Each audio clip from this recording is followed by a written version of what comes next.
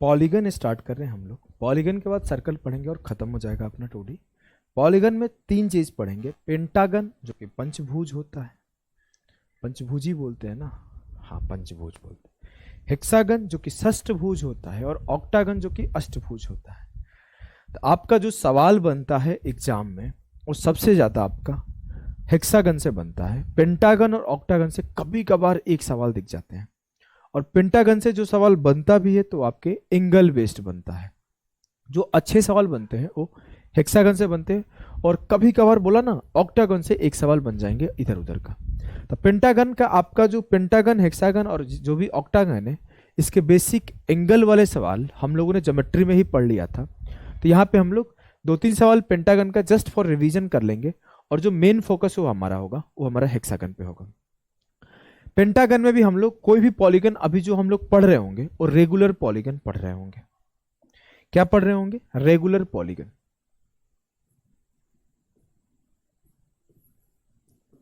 Regular polygon, regular polygon का मतलब क्या होता है? वो पॉलीगन जिसके सारे साइड्स बराबर हो। समबाहुभुज हिंदी में बोलते हैं, समबाहुभुज। यहां पे लिखा हुआ है तो यह है रेगुलर पेंटागन, मतलब समपंचभुज जिसके सारे साइड बराबर हो। जैसे समबाहु त्रिभुज पढ़ते हैं ना, वर्ग। तो आपका क्या है ना, ये सारे साइड फर्स्ट ऑफ ऑल बराबर है। जो भी हम लोग अभी डिस्कशन रखने वाले हैं वो सारा का सारा डिस्कशन आपका सम पॉलीगन या फिर रेगुलर पॉलीगन में ही चलेगा। ठीक ठीक। अब ये हमारा पेंटागन है, तो पेंटागन के 5 भुजा बराबर है। अगर मैं इस भुजा को आगे बढ़ाया तो ये 72 डिग्री का एंगल फॉर्म करेगा। क्यों सर? क्योंकि आपको पता है, ये बात पढ़ा रखा हूं, जाके ज्योमेट्री में एंगल इन पॉलीगन रिवाइज करके आओ, नहीं तो बाद में मत बोलना सर सिखाया नहीं हो। एंगल इन पॉलीगन रिवाइज करके आओ। कैसे होता है? जो sir sum of exterior angle होता है,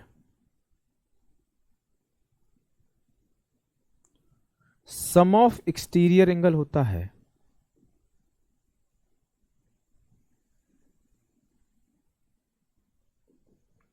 वो 360 डिग्री होता है। तो मैं एक एक्सटीरियर एंगल का वैल्यू निकालूं तो क्या होगा?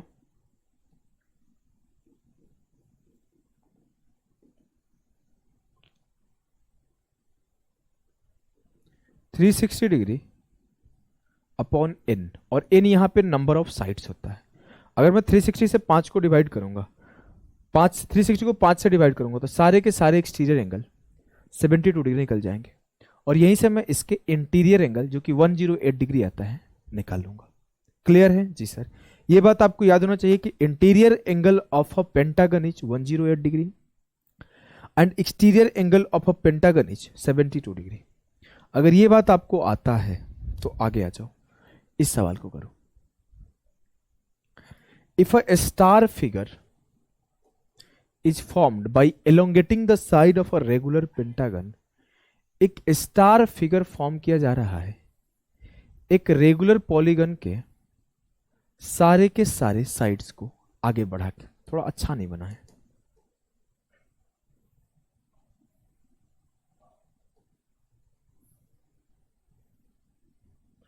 अगर मैं इसको थोड़ा आगे बढ़ा दूं, इसको थोड़ा आगे बढ़ा दूं, इसको थोड़ा आगे बढ़ा दूं, और इसको थोड़ा आगे बढ़ा दूं, इसको थोड़ा आगे बढ़ा दूं, और इसको थोड़ा आगे बढ़ा दूं, और इसको थोड़ा आगे बढ़ा दूं, इसको थोड़ा आगे बढ़ा दूं, और इसको आगे बढ़ा दूं, और इसको, कुछ इस तरीके का स्टार फिगर फॉर्म हो जाएगा। बोलोगे जी सर? बोला है एक समपंचभुज के शीर्षों को खींचकर भुजाओं को चौड़ा करके एक स्टार बनाया गया।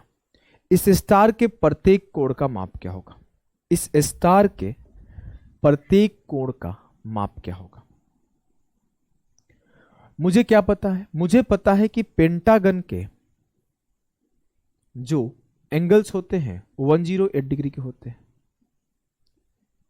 पेंटागन के जो इंटीरियर एंगल होते हैं वो 108 डिग्री के होते हैं।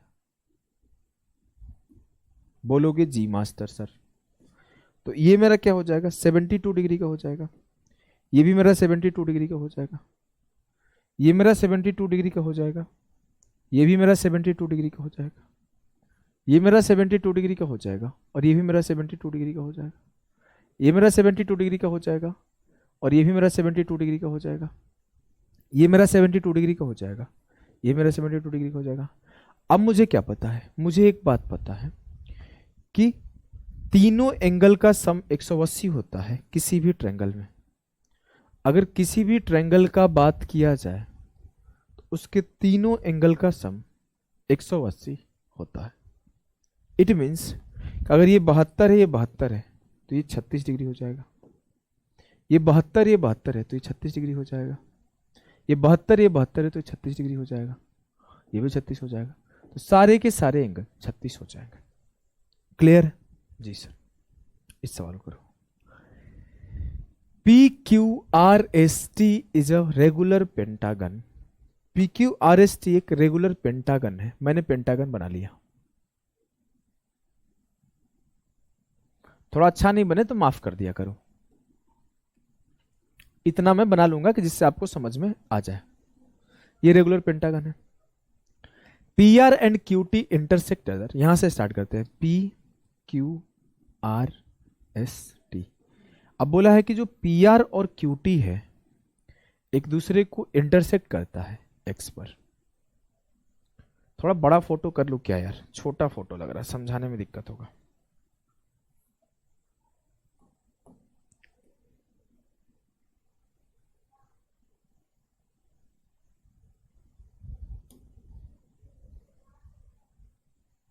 यह है अपने डिजिटल चीजों का फायदा। PQRST एक रेगुलर पॉलीगन है जहां पर PR और QT एक दूसरे को X पर इंटरसेक्ट कर रहा है। Then what is the value of TXR? TXR इसकी वैल्यू क्या होगी पूछा गया। इट मीन्स इसकी वैल्यू क्या होगी? बातें दोनों बराबर है, बोलोगे एकदम सही बात है सर। हमें पता क्या है? हमें पता है कि एक रेगुलर पॉलीगन है तो ये सारे के सारे साइड्स एक दूसरे के बराबर है। और क्या हमें पता है कि इसका एंगल 108 डिग्री है। जैसे ये बात बोला इसका एंगल 108 डिग्री है, मैं बोलूंगा इस दोनों एंगल का सब मिलके 72 होना चाहिए, तभी तो ये 180 हो पाएगा। और ये दोनों बराबर होना चाहिए। अगर ये थीटा है, ये थीटा है, तो 2 थीटा बराबर 72, थीटा बराबर 36 डिग्री। तो ये भी मेरा 36 डिग्री हो जाएगा और ये भी मेरा 36 डिग्री हो जाएगा। अगर मैं बात करूं इसका और इसका, तो सेम चीज ये पूरा 108 का होगा। बोलोगे जी सर। ये और ये बराबर होगा। बोलोगे जी सर। तो मेरा ये एंगल 36 का हो जाएगा और ये एंगल भी 36 का हो जाएगा। बोलोगे जी सर। अब ये 36 है, ये 36 है, तो 36 36 72 हो गया। ये 36 36 72 हो गया। अब मेरा ये एंगल क्या होगा कि जिससे इस XPQ का सम 180 हो जाए? तो बोलोगे सर ये 108 हो जाएगा। तो ये भी मेरा 108 डिग्री होगा। ये भी मेरा 108 डिग्री होगा। क्लियर है? और ये भी मेरा 108 डिग्री होगा।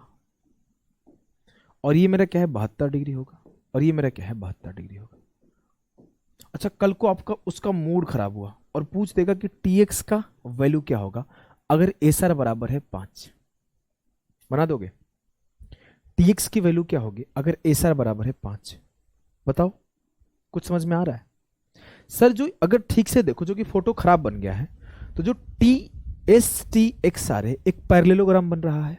इसके आमने सामने के भुजाएं बराबर है, तो ये दोनों लाइन पैरेलल होगी और बराबर होगी, तो ये भी 5 हो जाएगा और ये भी 5 हो जाएगा। नहीं, 5 नहीं होगा। एक इसका लेंथ 5 हो सकता है, दोनों 5 5 बराबर जरूरी नहीं है। लेकिन मैं ये बोल सकता हूं कि इसका लेंथ इसके बराबर हो सकता है, तो ये भी तो हो सकता है इसका लेंथ इसका बराबर। हाँ, तो एक चीज और समझ सकते हो, ये सब के सब बराबर हो जाएंगे। ये पैरेललोग्राम ना बन के एक रोम्बस बन जाएगा। एक रोम्बस बन जाएगा ऐसे। रोम्बस के चारों साइड बराबर होते हैं। ये रोम्बस बन गया। तो अगर आप ध्यान से देखो, कल को एग्जामिनर का मूड खराब होगा तो इस रोम्बस को लेकर कुछ सवाल बना सकता है। इसका लेंथ बताओ, ऐसे पूछ सकता है ना, जो कि कंडीशन को सेटिस्फाई कर रहा है। बोलोगे एकदम पूछ सकता है सर, एग्जामिनर के मूड पे डिपेंड करता है। ये सवाल मैं कराऊंगा नहीं। कुछ लोग बोलेंगे क्यों सर? ऑलरेडी कराया हूं भाई। चलो मैं तब भी करा देता हूं।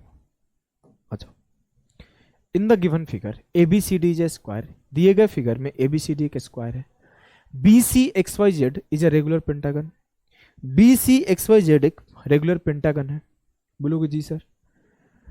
And ABE is an equilateral triangle ABE is an equilateral triangle.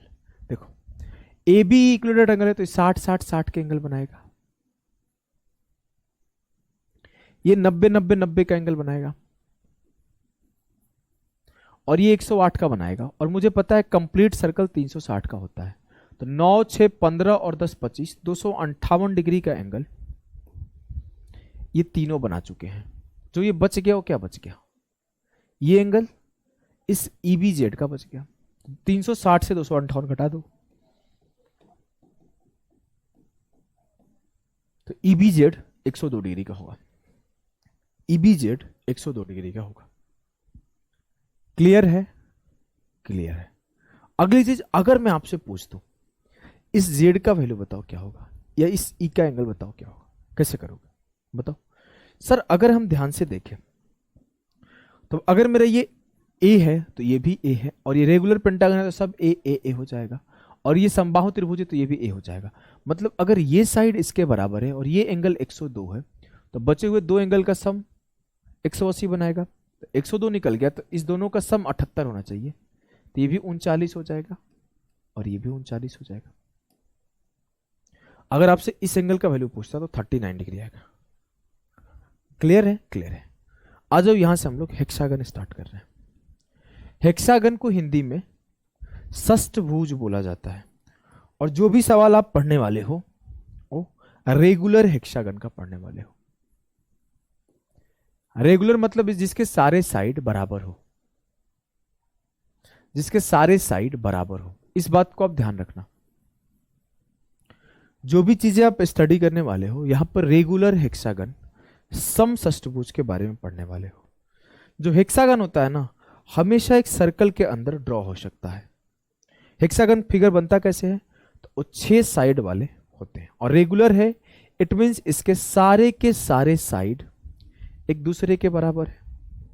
और जैसे हमने एक दूसरे के बराबर साइड बोला, उसके बाद एक इसका सर्कम सर्कल ड्रॉ किया। सर्कम सर्कल ड्रॉ किया तो मुझे क्या मिला, सर्कम सर्कल ड्रॉ किया। सर्कम सर्कल ड्रॉ करने के बाद इसके सेंटर से, सर्कल के सेंटर से सारे के सारे वर्टिसेस को मिला दिए, सारे के सारे वर्टिसेस को मिला दिए। और जब मैं वर्टिसेस को मिलाया तो मुझे एक बात पता चला, दो बात पता चलेगा, दो बात समझना क्या क्या। पहला, जो इसका कंप्लीट एंगल है 360, वो 6 भाग में बट गया, 6 बराबर भाग में, 1 2 3 4 5 6, तो 360/6 किया तो ये मेरे को 60 डिग्री मिला। मतलब ये भी 60, ये भी 60, ये भी 60, ये भी 60, ये भी 60, सब 60 60 60 के मिल गए। पहली बात हमें समझ में आई, सर सब 60 के मिल गए। आगे अगली चीज, इस सेंटर से वर्टिसेस का डिस्टेंस क्या होता है, रेडियस r। सेंटर से वर्टिसेस का डिस्टेंस क्या होता है, रेडियस r। और ये 60 का है तो ये दोनों बराबर होंगे, तो ये भी 60 60 के हो जाएंगे, ये भी 60 60 के हो जाएंगे।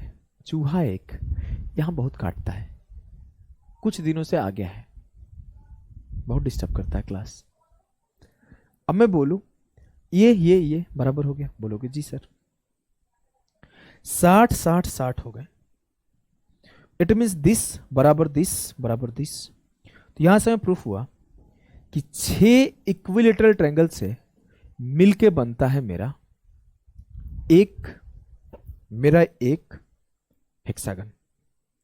तो आप ये लाइन लिख सकते हो, hexagon is made up of 6 equilateral triangles. Hexagon 6 equilateral triangle से मिलके बनता है।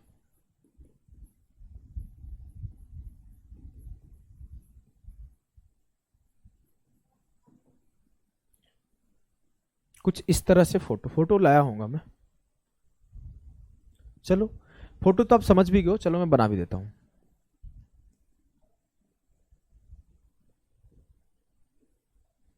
कुछ इस तरह से 6 हेक्सागन बन। इसमें से अगर मैं इस फोटो को कॉपी मार दूं तो इसमें आप 6 हेक्सागन खोजोगे, 6 इक्विलेटरल ट्रायंगल खोजोगे।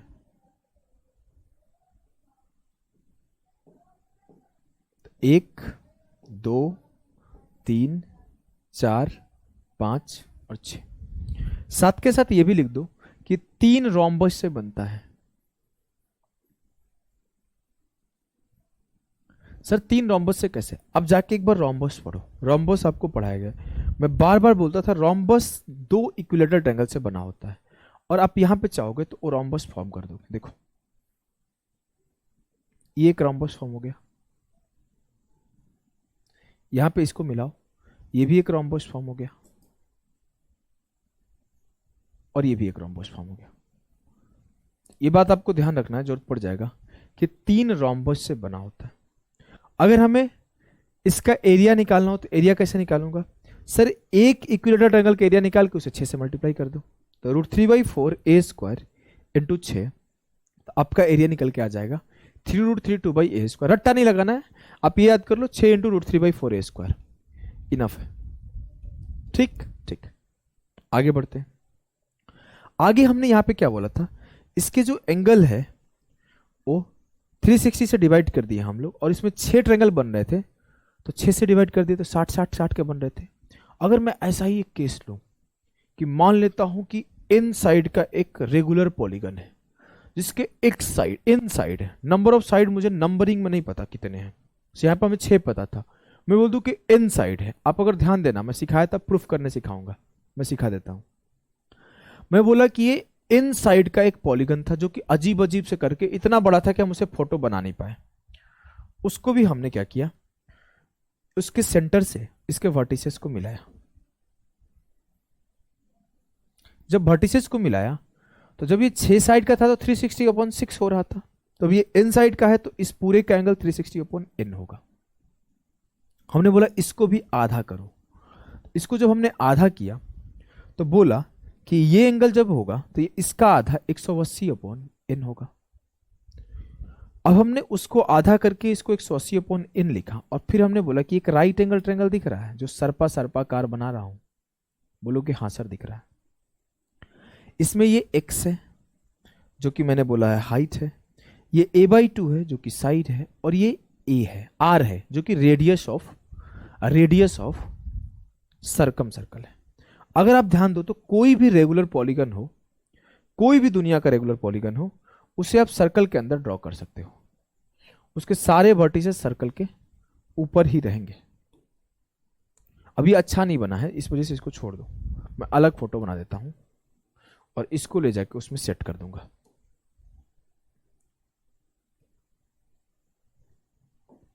इसको ले जाके इसमें सेट कर दूंगा। देखो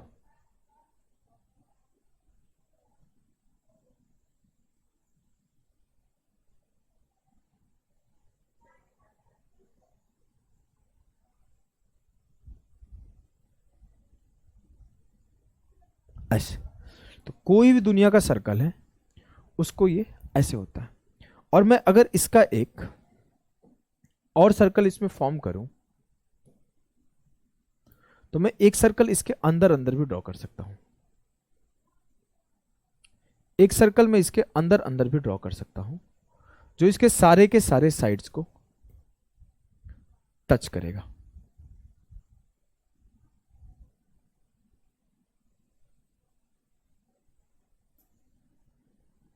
ठीक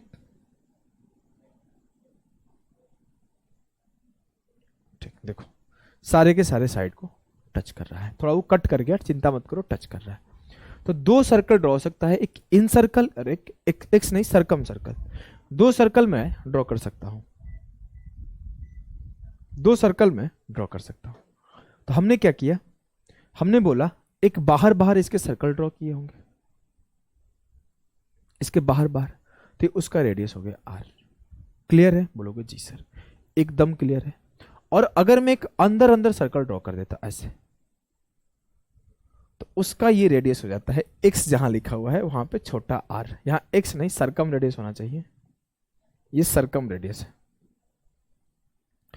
और o जो x है वो इन रेडियस की तरह काम करता है, ये इन रेडियस की तरह काम करता है, याद रखना।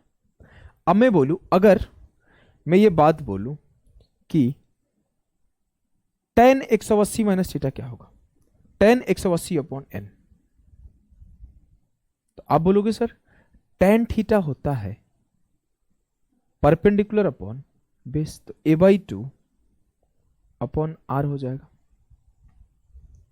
अब मैं यहां से बोलूं कि आर की वैल्यू क्या आएगी, तो यहां पे इधर ले जाओगे, इसको इधर लाओगे, तो आर की वैल्यू होगी ए इंटू एन बाई 2, और 10 जो उल्टा होके हो जाएगा कॉट 180 बाई एन हो जाएगा। एन नहीं, A by two cot 180 by n हो जाएगा। अगर आपको किसी भी फिगर का इन रेडियस का वैल्यू निकालना है तो ये फॉर्मूला लगा दो, A by two cot 180 by n. कई बार बोलते हो ना सर कि कैसे आता है प्रूफ करके कि इक्विलेटरल ट्रायंगल का इन रेडियस क्या होगा, तो आर बराबर ए बाई 2√3 हम लोग रटवा देते हैं। तो यहां प्रूफ कर लो, आर ए बाई 2 और कॉट 180 बटे एन। एन क्या है, नंबर ऑफ साइड्स। तो ए बाई 2 कॉट 60, और कॉट 60 की वैल्यू आते हैं 1/√3। तो ए बाई 2√3 यहीं से प्रूफ होके निकल के आता है, यहीं से प्रूफ होके निकल के आता है। क्लियर है, क्लियर है। आ जाओ आगे। आगे जब आप इस आर को निकालोगे तो क्या बोलोगे, साइन 180 माइनस एन क्या होगा, sine 180 minus n. Sine theta होता है सर लंब अपॉन कर्ण, तो ये हो जाएगा आपका ए बाई 2 अपॉन आर। आर को इधर ले जाऊंगा तो ये हो जाएगा ए बाई 2 कॉसेक 180 बटे एन। ए बाई 2 कॉसेक 180 बटे एन। क्लियर है, बोलोगे जी सर एकदम क्लियर है, हमें कोई भी किसी भी प्रकार की दिक्कत नहीं है। जब मैं एरिया ऑफ ट्रायंगल निकालूंगा, अगर मैं बोलूं एरिया ऑफ ट्रायंगल कैसे निकालूंगा, तो मैं बोल सकता हूं एरिया ऑफ एनी पॉलीगन क्या होगा, मैं इस एक फिगर का एरिया निकाल के और इसे n से मल्टीप्लाई कर दूं तो जितने भी होंगे ट्रायंगल सबके एरिया निकल जाएंगे, तो n साइड वाले पॉलीगन के एरिया निकल जाएगा। बोलोगे जी सर। अगर मैं इसका एरिया निकालूं तो 1/2 बेस अपॉन हाइट, तो 1/2 a अपॉन x, और x क्या था, इन रेडियस, और इन रेडियस का वैल्यू क्या था, a बाई 2 कॉट 180 बटे n। तो मैं लिखा कि x को लिख दिया a बाई 2 इंटू कॉट 180 बटे n, तो n into 1/2 into a by 2, तो a square upon 4 into cos 180 बटे n। अगर आपको कई बार बोलता हूं ना कैसे इसका एरिया √3/4 a स्क्वायर होता है, निकालते हैं, देखो इस फॉर्मूले से भी आप निकाल सकते हो कि n a square upon 4 n a square upon 4 cot 180 upon n। n की वैल्यू क्या है, 3, 1 2 3 साइड्स, तो ये हो जाएगा n a square upon 4 into cot 60 degree, और कॉट 60 की वैल्यू क्या आता है 2√3। कॉट 60 की वैल्यू क्या आता है, कॉट 60 1/√3 आता है। एरिया आया कहां, कुछ गड़बड़ तो नहीं कर दिया।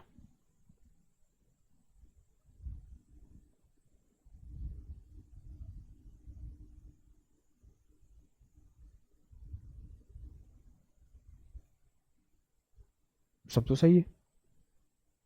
अच्छा अच्छा, एक गलती है ना, यहां पर तो n भी था ना, यहां पर तो n भी था ना, देखो ये आ जाएगा, n की वैल्यू भी तो 3 पुट करोगे, नंबर ऑफ साइड्स n को 3 पुट किए हो, तो 3a स्क्वायर अपॉन 4 इंटू 1/√3, और √3 से काटोगे तो √3 टाइम्स आ जाएगा √3a स्क्वायर 4। तो area of triangle √3a square upon 4 यहीं से आता है। तो आपको कोई भी आज के बाद जीवन में रेगुलर पॉलीगन का एरिया निकालना हो तो रेगुलर पॉलीगन का एरिया निकालने का जनरल फॉर्मूला यही है। दुनिया का कोई भी रेगुलर पॉलीगन है जिसका 3 साइड है, 4 साइड है, 5 साइड है, 6 साइड है, 8 साइड है, 10 साइड है, 12 साइड है, उसका आप एरिया इस फॉर्मूले से निकाल सकते हो, उसका आप इन रेडियस इस फॉर्मूले से निकाल सकते हो, उसका आप सरकम रेडियस इस फॉर्मूले से निकाल सकते हो। क्लियर है,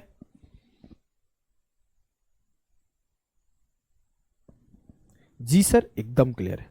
चलो फिर आगे बढ़ते हैं। अगला चीज, आप अगर हाइट एंड डिस्टेंस पढ़े हो तो आपको मैं कुछ चीजें सिखा रखा हूं।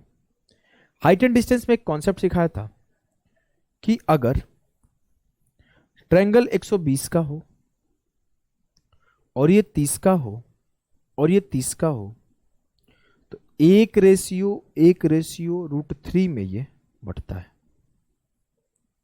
बोलोगे जी सर। अब मैं बोला ये ए साइड का एक हेक्सागन है, बोलोगे जी सर।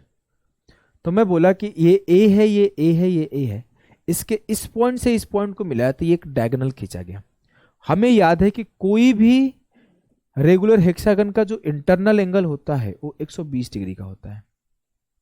अगर नहीं याद है तो इस बात को अलग से लिख लो कि internal angle of an hexagon is always 120।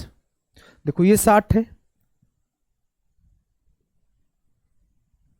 और ये भी 60 होगा, ये भी 60 होगा और ये भी 60 होगा, ये भी 60 होगा और ये भी 60 होगा, ये भी 60 होगा और ये भी 60 होगा, ये भी 60 होगा और ये भी 60 होगा, ये भी 60 होगा। तो 120 120 120 120 120 का बनता है।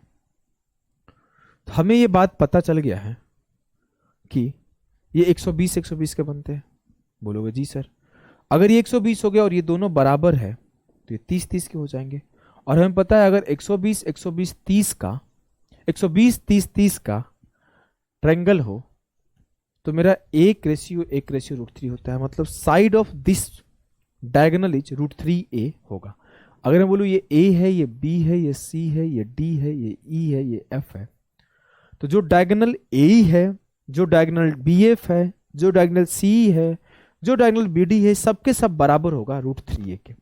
और जो shortest diagonal of polygon hexagon होता है।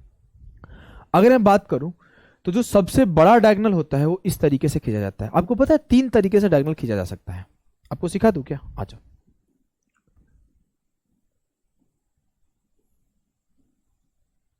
एक ऐसे, ऐसे, ऐसे, एक ऐसे, ये हो गए तुम्हारे कितने? अब तो कोई तरीका बचा नहीं। एक ऐसे, एक ऐसे, अब तो कोई तरीका बचा नहीं। बोलोगे नहीं। ये सारे के सारे शॉर्टेस्ट डायगोनल थे। हमने क्या किया था, एक को छोड़ के दो को मिला दिया था। बस एक को छोड़ के दो को मिला दिया, एक को छोड़ के दो को मिला दिया। ठीक है। अब मैं इस फिगर को थोड़ा सा एक क्लोन बनाता हूं और इसमें से कुछ फोटोज को हटाता हूं। देखो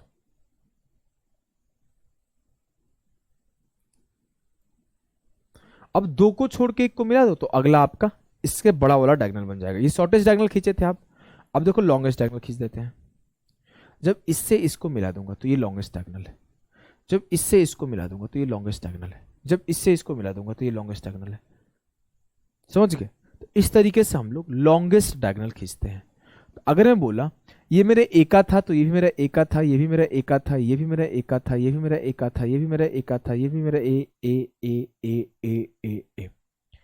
सर जो मेरा लॉन्गेस्ट डायगोनल आया ए प्लस ए, ए प्लस ए, ए प्लस ए, लेंथ आया 2a। तो length of longest diagonal is 2a। तो आपसे कभी shortest diagonal of hexagon and longest diagonal of hexagon बोले तो √3a/2a आता है। अगला चीज, दो तरीके से इसके अंदर में ट्रायंगल फॉर्म किया जाता है। और सरप्राइजिंगली, मतलब एक ऐसा चीज है, सरप्राइज की बात यह है, वैसे मैं बोलना चाहता था सरप्राइजिंगली, मैं अंग्रेजी बहुत अच्छा जानता था, भूलते जा रहा हूं। और आप सरप्राइज होने वाली ये बात है कि वो दोनों के दोनों केस में जो ट्रायंगल बनता है वो इक्विलैटरल ट्रायंगल बनता है। मैं अलग अलग बनाऊं यहीं पे सिखाता हूं। एक जो था वो इसके शॉर्टेस्ट डायगोनल को मिला के बनाया गया इक्विलैटरल ट्रायंगल था। मैंने क्या किया, ये डायगोनल को मिला दिया, ये डायगोनल को मिला दिया, ये डायगोनल को मिला दिया। टोटल 3 डायगोनल फॉर्म हुए। इन तीनों डायगोनल को मिलाने पर जो मेरा बना है वो एक इक्विलैटरल ट्रायंगल बना है। सर अभी अभी आपने पढ़ा है कि इसका साइड √3 आता है, इसका साइड भी √3 है और इसका साइड भी √3 है। तो मुझसे अगर BDF या फिर कल को ऐसे भी फॉर्म कर दे, कोई बड़ी बात नहीं होगी, कल एक ऐसे ट्रायंगल फॉर्म कर दे, कोई बहुत बड़ी बात नहीं होगी। कल को एक यहां से दूसरे तरीके से, नहीं, दो ही तरीके से फॉर्म हो सकता है। पूछ दे इन दोनों का रेशियो क्या होगा, तो आपको याद होना चाहिए सर ये दोनों के दोनों √3 वाले हैं, दोनों बराबर होंगे। कोई बहुत बड़ी बात नहीं होगा कि √3 वाले दो बार खींच के और आपको परेशान करे, तो आप परेशान नहीं होना। अच्छा, उसका एरिया क्या होगा सर? √3/4 इंटू √3a का होल स्क्वायर। तो इसका एरिया मैं इस तरीके से निकाल लूंगा। एक जो है आपका लॉन्गेस्ट डायगोनल के रिलेशन से बनाया जाता है। कैसे बनाया जाता है आपको पहले सिखाता हूं। आ जाओ। मेरा मान लेता हूं ये मान लेता हूं ये मेरा क्या है, ये मेरा क्या है, बहुत खराब बना दिया क्या। अब ये मेरा क्या है, ये हेक्सागन है। अगर मैं इसको मिलाया तो ये मेरा क्या है, लॉन्गेस्ट डायगोनल जिसका लेंथ है 2a, और ये मेरा क्या है, शॉर्टेस्ट डायगोनल जिसका लेंथ है a। अगर इसके मिड पॉइंट से इसके मिड पॉइंट को मिला दूं तो मेरा क्या होगा, 2a प्लस ए 3a अपॉन 2। सर कैसे किए, अगर आप ध्यान से देखो मेरे लाल, तो जो ये बनने वाला फिगर है एक ट्रेपीजियम फॉर्म होता है, एक ट्रेपीजियम फॉर्म होता है, और भी आइसोसेलस ट्रेपीजियम फॉर्म होता है कि ये दोनों लाइन अपने एक दूसरे के पैरेलल है। अब मैं इसके मिड पॉइंट से इसके मिड पॉइंट को मिलाया तो जो इसका लेंथ आता है दिस प्लस दिस अपॉन 2 आता है। अगर आपको ट्रेपीजियम का ये कॉन्सेप्ट याद हो तो बहुत अच्छी बात है कि अगर ये x है और ये y है तो इसके मिड पॉइंट को मिलाने वाले लेंथ की लंबाई आती है x प्लस वाई बाई 2। ठीक ठीक। अब मैं बोला कि अगर दोनों के मिड पॉइंट से मिला के बनाया गया लाइन, इसके और इसके मिड पॉइंट से और इसके और इसके मिड पॉइंट से, उससे एक इक्विलेटरल ट्रायंगल फॉर्म किया गया, उसका एरिया क्या होगा, तो √3/4 इंटू 9/4 का ए स्क्वायर। क्लियर है जी सर। अब मैं आपसे एक सवाल और पूछ सकता हूं कि आपको बताया जाए कौन सा ट्रायंगल बड़ा होगा, तो ऑफ कोर्स सर अगर मैं दोनों का रेशियो लूं तो आप ये चीज ध्यान देना कि √3/4 से √3/4 कट जाएगा, ए स्क्वायर से ए स्क्वायर कट जाएगा, वो है 9/4 मतलब 2 पॉइंट समथिंग, 4 दूना 2.25, और ये है 3। तो मुझे ये बात पता होना चाहिए कि जो बनने वाला ये ट्रायंगल है इसका एरिया हमेशा बड़ा होता है। Area of triangle formed by shortest diagonal is greater than this triangle. Clear है जी सर, ये बात क्लियर है। अगली एंड द मोस्ट इंपॉर्टेंट बात जो आपने क्या सीखा था, आपने ये सीखा था कि जो आपका आइसोसेलेस ट्रायंगल है वो 6 इक्विलेटरल ट्रायंगल में या फिर 3 आइसोसेलेस में बंटता है, 3 रोम्बस में। फिर से एक बार फोटो बनाता हूं, ध्यान देना। अगर मैं एक फोटो ऐसे बनाया,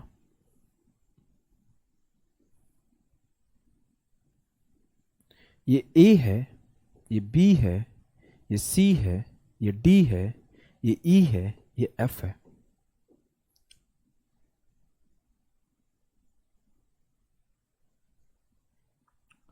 और मैं बोलूं कि ये मेरा सेंटर है। अगर इससे इसको मिलाया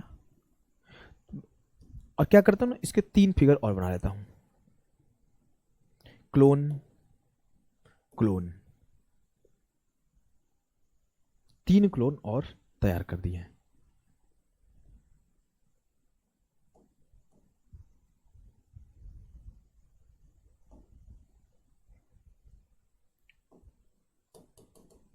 ठीक है, 3 क्लोन और तैयार कर दिए।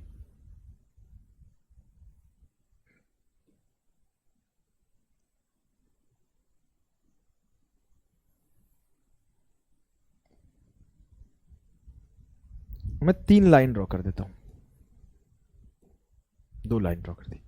अब मैं यहां पे बोला जब इससे इसको मिलाओगे और इससे इसको, तो ये 3 बराबर रोम्बस में बट जाएगा और ये 3 इक्वल एरिया में बट जाएगा। तो आप लिख सकते हो एरिया ऑफ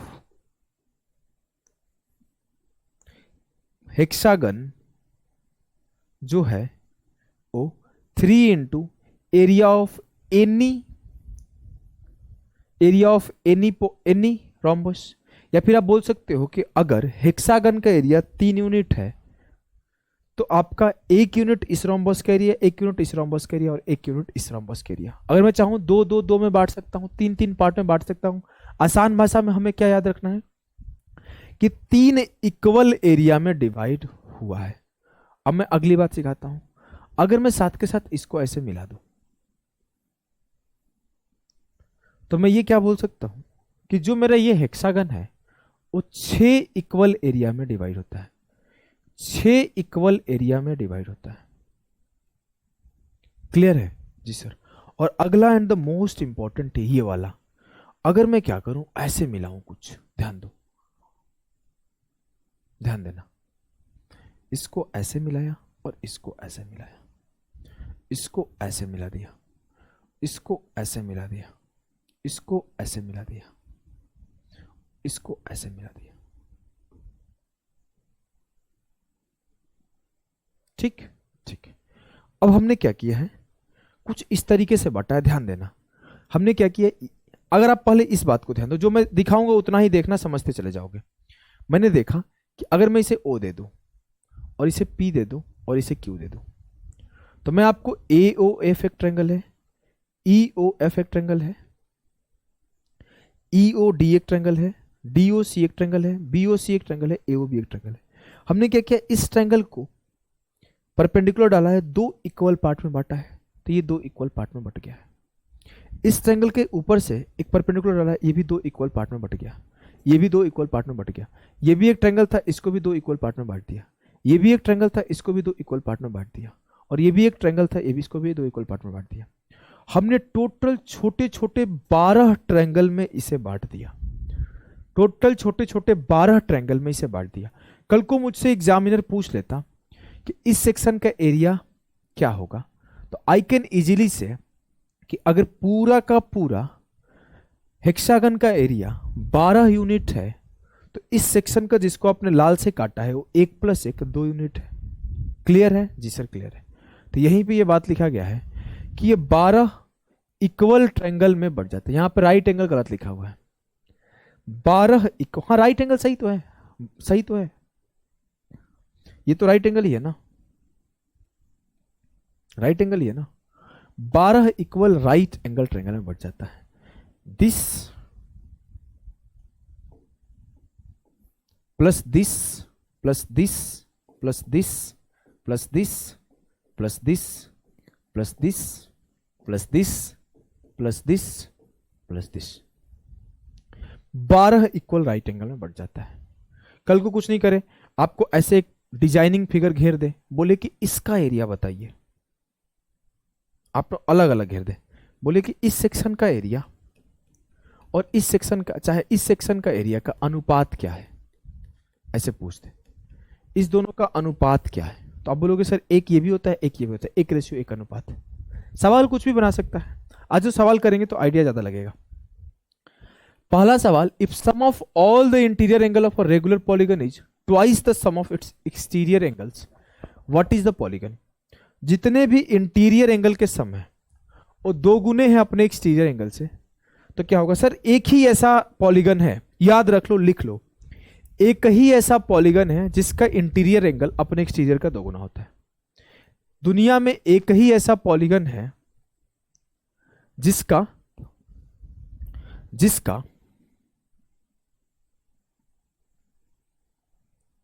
एक्सटीरियर एंगल उसके इंटीरियर एंगल के 2 गुना होता है। ये 120 होगा, ये 60 होगा, बस एक ही ऐसा है और कोई है ही नहीं। हेक्सागन का जो इंटीरियर होता है 120 का होता है और एक्सटीरियर 60 का होता है।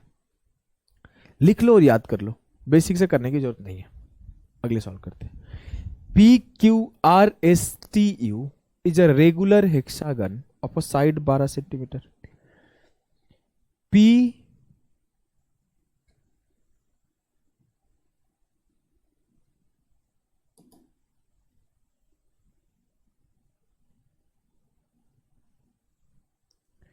PQRSTU is a regular hexagon of a side 12 centimetre. 12 centimetre side का ये हेक्सागन है। What is the area of SQU। SQU का एरिया क्या होगा, कुछ समझ में आया? बोलोगे सर ये एक डायगोनल है जो √3a साइड का होता है,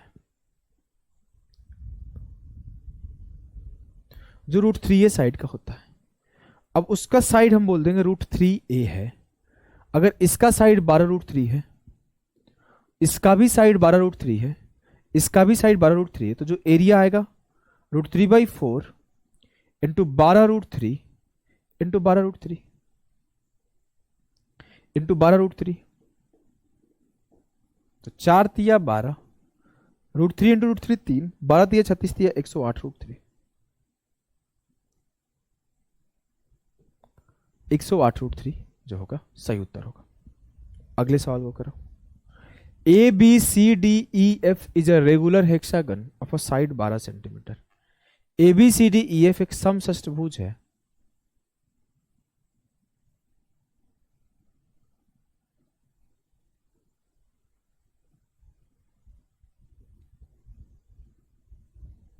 what is the area of E C D? E C D इसका एरिया बताओ। सर ये 12 है, ये 12 है, और ये एंगल 120 आपने अभी अभी बताया था। किसी भी ट्रायंगल का एरिया निकालने का कॉन्सेप्ट होता है 1/2 दोनों साइड का प्रोडक्ट और साइन थीटा। तो आप निकाल सकते हो 1/2 12 इंटू साइन 120, और साइन 120 की वैल्यू कितनी होती है? √3/2। हमने पढ़ रखा है सर ट्रिग्नोमेट्री से। 2 दूना 4 तिया 12, 12 तिया 36 √3, 12 तिया 36 √3। इस सवाल को करो। A regular hexagon is circumscribed by a circle of a radius 4.5 centimetre. एक रेगुलर हेक्सागन आपको सर्कमस्क्राइब्ड है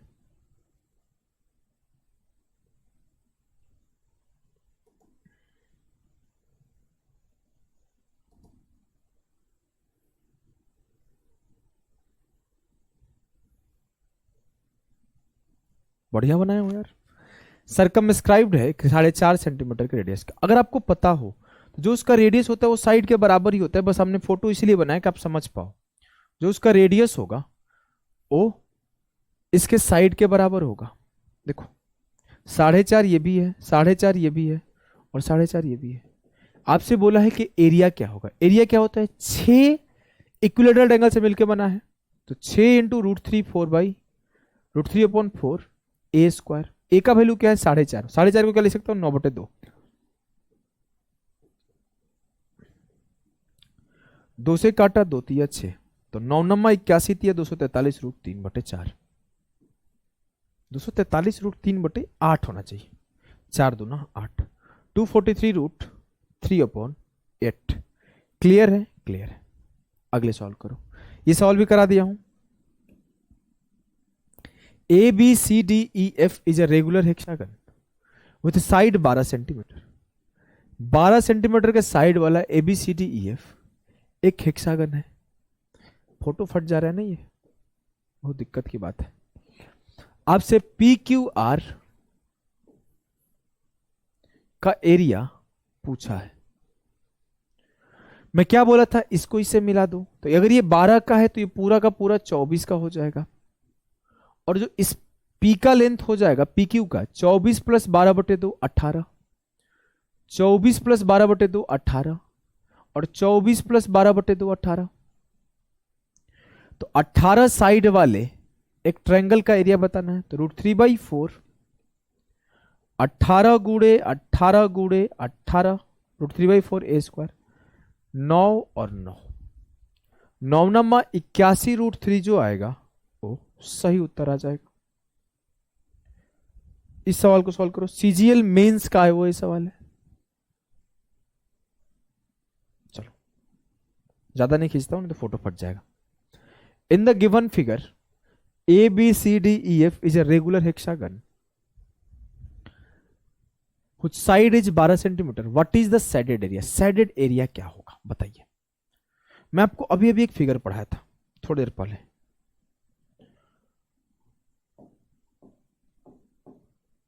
अगर मैं इसको यहां से ऐसे ड्रॉ कर दूं, हो जा भाई, और फिर एक यहां से लाइन ड्रॉ कर दूं, तो मैं क्या बोल सकता हूं? ये 12 इक्वल एरिया में बट गया है।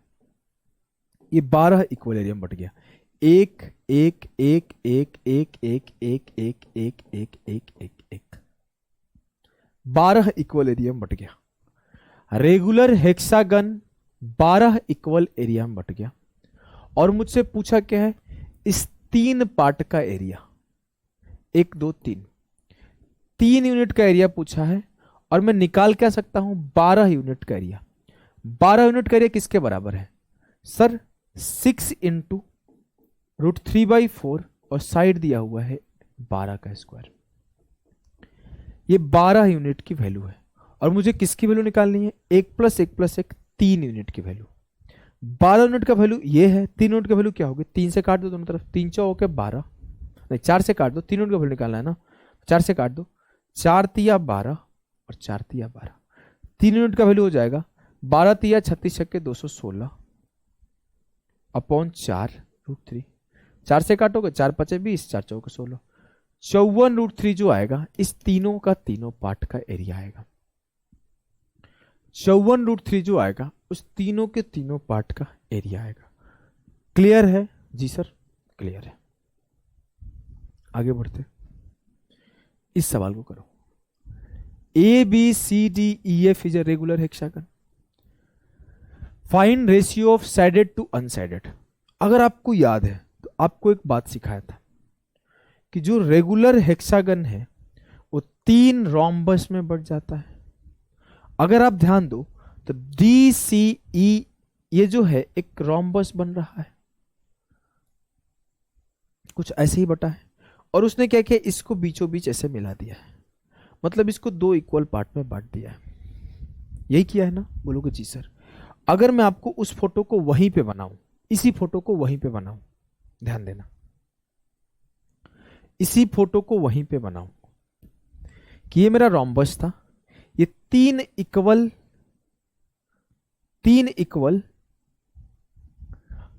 रोम्बस में बट गया है। अब हमने क्या करा कि इसको आपको समझाने के लिए ऐसा कुछ फॉर्म कर दिया, ध्यान देना।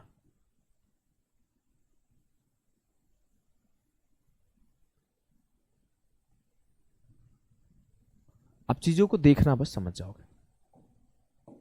हमने बोला इससे ऐसे मिला दो, इससे ऐसे मिला दो। अब आपको 3 इक्वल रोम्बस दिख रहे होंगे, ये एक रोम्बस, एक रोम्बस ये और एक रोम्बस ये और ये। क्या 3 रोम्बस आपको दिख रहा है? बोलोगे जी सर हमें 3 रोम्बस दिख रहे हैं। हमने क्या किया है, इस रोम्बस को 2 पार्ट में बांट दिया, 1:1 में। अब ये 1:1 में बट गया, तो जो इस रोम्बस का एरिया होगा वही इस रोम्बस का एरिया होगा और वही इस रोम्बस का एरिया होगा। तो पूरा का पूरा, अगर कोई हमसे पूछे पूरा का पूरा हेक्सागन का एरिया क्या है, 2 + 2 + 2 6 यूनिट, और सैडेड पार्ट का एरिया क्या है, 1 यूनिट। तो सैडेड पार्ट का एरिया 1 यूनिट, और सैडेड टू अनसैडेड, तो अनसैडेड कितना है, 2 2 4 1 5 यूनिट। तो सैडेड टू अनसैडेड 1:5 हो जाएगा, सैडेड टू अनसैडेड 1:5 हो जाएगा। क्लियर है? क्लियर है। इस सवाल को करो।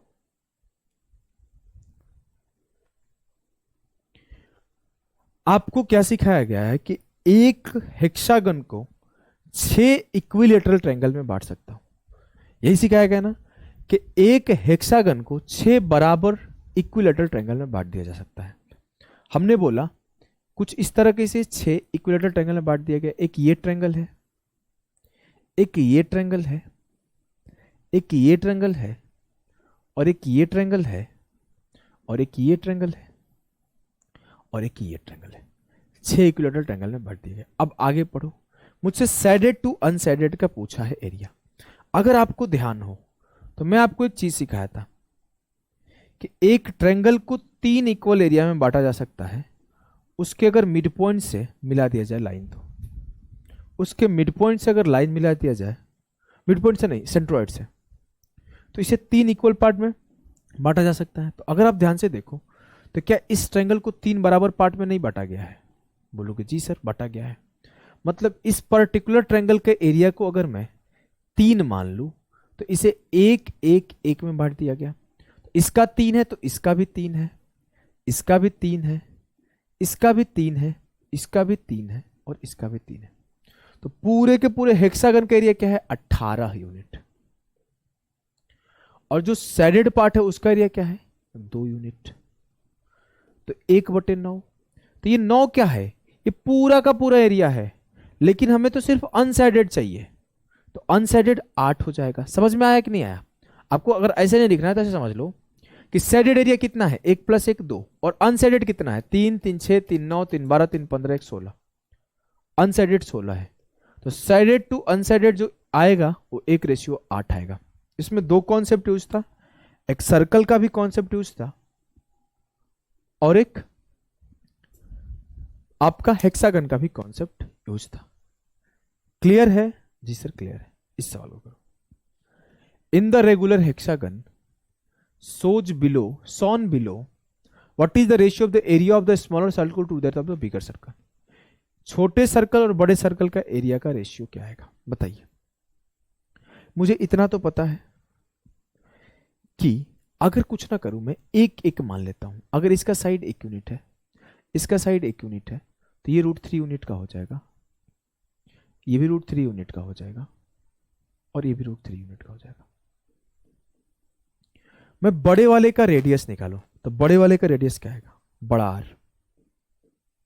बड़ा आर आएगा सर।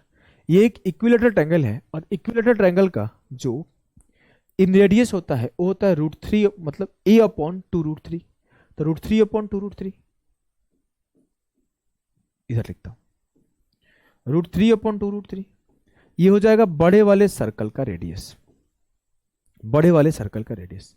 अब मैं छोटे वाले सर्कल का रेडियस निकालता हूं। अब छोटे वाले सर्कल का रेडियस निकालना डिफिकल्ट है क्योंकि यहां पे आपको बेसिक लगाना पड़ेगा। बेसिक क्या होता है?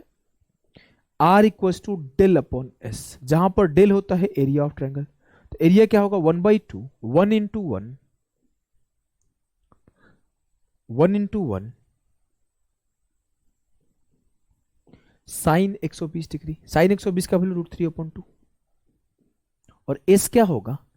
1 + 1 + √3/2 क्योंकि s होता है सेमी-मीटर, तो √3 +